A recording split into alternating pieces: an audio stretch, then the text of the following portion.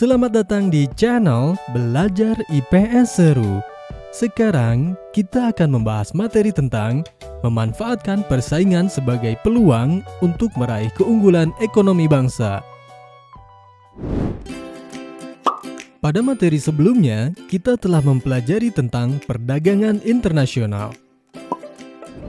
Faktor pendorong perdagangan internasional antara lain adalah keunggulan mutlak yang dimiliki oleh masing-masing negara dan keunggulan komparatif. Sekarang, apa itu keunggulan mutlak? Keunggulan mutlak atau absolute advantage adalah kemampuan suatu negara untuk menghasilkan barang dan jasa lebih banyak daripada negara lain.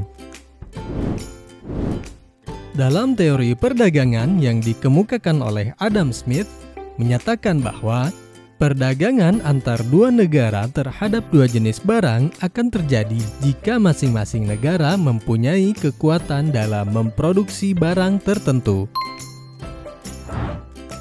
Sebagai contoh, Indonesia dan Thailand memproduksi dua jenis barang, yaitu pakaian dan tas. Dengan asumsi masing-masing negara menggunakan tenaga dan waktu yang sama, ternyata Indonesia dapat menghasilkan pakaian lebih banyak, sementara Thailand dapat menghasilkan tas yang lebih banyak. Jadi, Indonesia memiliki keunggulan mutlak dalam menghasilkan pakaian, sedangkan Thailand memiliki keunggulan mutlak untuk menghasilkan tas. Lalu, apa itu keunggulan komparatif? Keunggulan komparatif atau comparative advantage adalah kemampuan suatu negara untuk menghasilkan barang atau jasa lebih banyak dengan menggunakan biaya yang lebih rendah dibandingkan dengan negara lain. Menurut teori keunggulan komparatif yang dikemukakan oleh David Ricardo, perdagangan internasional terjadi bila ada perbedaan keunggulan komparatif antar negara. Keunggulan komparatif akan tercapai jika suatu negara mampu memproduksi barang dan jasa yang lebih banyak dengan menggunakan biaya yang lebih murah daripada negara lainnya. Sebagai contoh, Indonesia mampu memproduksi kopi dan sawit secara lebih murah, tetapi tidak mampu memproduksi timah seperti halnya Malaysia yang mampu memproduksi timah dengan murah.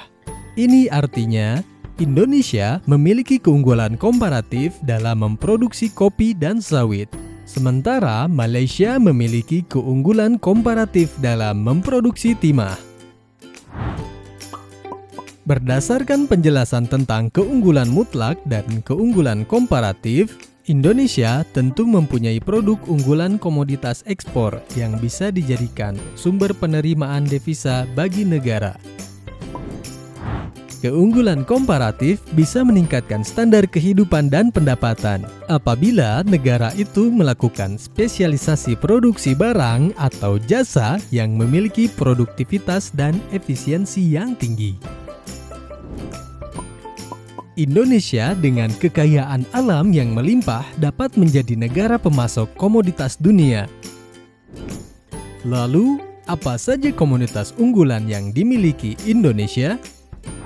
Komoditas unggulan yang dimiliki Indonesia antara lain adalah karet, kopi robusta, beras, kakao, rempah-rempah, batu bara, emas, dan tembaga.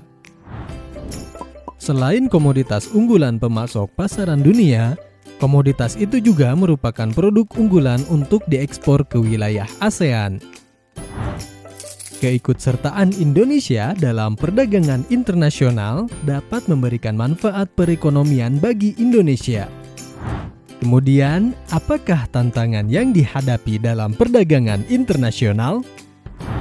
Tantangan dalam perdagangan internasional di era perdagangan bebas antara lain adalah 1. Eksploitasi ekonomi.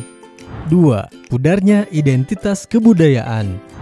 3. Ancaman fisik lingkungan. 4. Eksploitasi sumber daya alam yang berdampak pada kerusakan lingkungan hidup. 5. Meluasnya budaya Barat dalam berbagai kehidupan masyarakat Indonesia.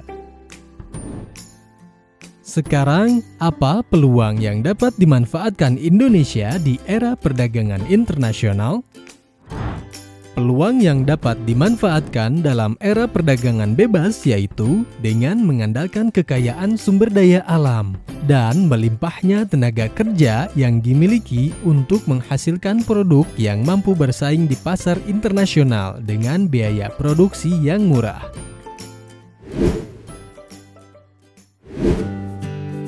Terima kasih sudah menonton video ini. Jika kalian suka dengan videonya, klik tombol like. Jika ada pertanyaan, tulis di kolom komentar ya.